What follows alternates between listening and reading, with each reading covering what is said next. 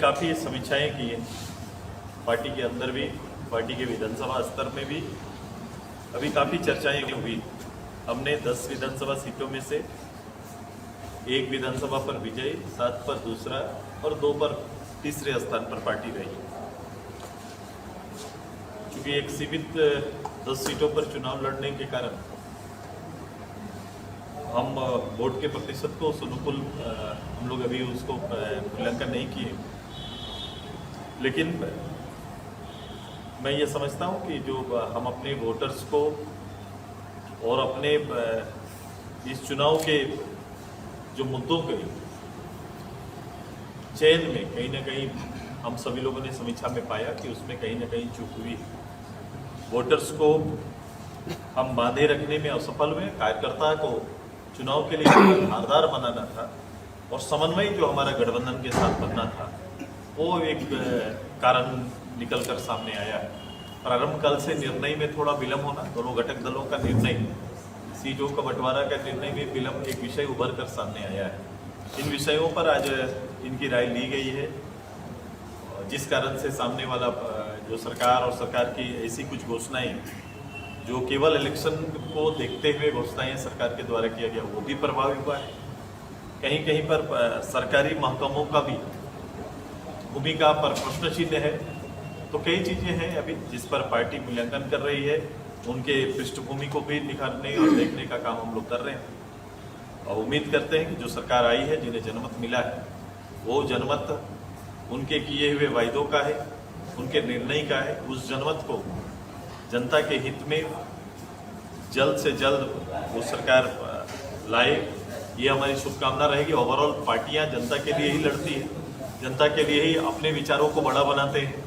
तो ये कोशिश रहेगी कि अगर आपका विचार को जनता ने अगर सहमति दिया है जनादेश के रूप में, तो ये सुनिश्चित करिए कि ये 5 साल के जनादेश, ये अंतिम वर्ष का जनादेश या अंतिम वर्ष के निर्णय के लिए नहीं, प्रारंभ से ही ये निर्णय जिस रूप से हमने वायदा किया है उस रूप से ये काम प्रारंभ हो। सकारात्मक चीज़ों पर सरकार को हमारा साथ रहेगा, इस राज्य के मूल विषयों पर सरकार को साथ रहेगा।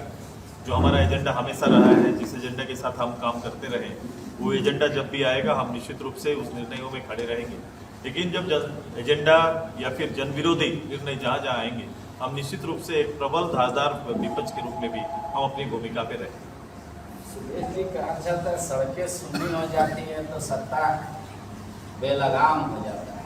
फिलहाल जनादेश तो ऐसा मिला है कि सड़कें सुनी दिख रही हैं। ऐसा नहीं होता। ये प्रारंभ में, चूंकि अभी एक चुनाव, जब आप चुनाव लड़के आते हैं तो सब चीज़ एक कलर में दिखने लगता है। विजयी होते हैं तो कमियां छिप जाती है। ये है, हम लोग लगातार राजनीति में हैं। इस तरह से हम लोग सरकार को बनते हुए देखते हैं, गिरे हुए देखते हैं। सब परिस्थितियों को हम लोग ने झेला है। मेरे लिए चुनाव कोई नया नहीं है। हम इन चुनाव को व्यक्तिगत रूप से भी और पार्टी के रूप से भी और गठबंधन के रूप में भी हम देख रहे हैं। सुदेश जी, एनडीए की हार के पीछे जयराम फैक्टर भी है क्या? देखो, सबसे बड़ा है वोटों को ध्रुवीकरण करने में, वोटों को एकजुट करने में एनडीए, हेमंत जी और उनकी पूरी टीम सफल हुई। उन्होंने ये चुनाव किसी विकास के नाम पर लड़ा गया चुनाव नहीं है, या विकास के एजेंडे पर ये सरकार ने चुनाव नहीं लड़ा, बल्कि जातीय ध्रुवीकरण में जो इस गठबंधन का मूल आधार है उसको बनाए और बांधे रखने में ये सरकार सफल हुई। आपने कहा कि गठबंधन के साथियों के साथ समन्वय स्थापित करना है, ये भी एक कारण था। बिल्कुल वो कारण रहा है। आप देखेंगे, मैं बड़ा स्पष्ट इस चीज़ों पर हो चुकी है। जब विधानसभा के चुनाव हो रहे तो स्टेट चेहरा को सामने और उसको फोकस करके हम लोग चुनाव लड़ रहे हैं। तो राज्य स्तर पर भारतीय जनता पार्टी आजसू या मेरे वन सच आपने केवल सीटों के बंटवारे के अलावे किसी दिन आपने कोई मीटिंग देखा नहीं होगा, या फिर सभाएं भी हमारी बहुत कम हुई। हम कभी एक मंच में आकर इस राज्य के लिए अपील करते हुए हम लोग नजर नहीं आए। एक बड़ा कमी रह गया।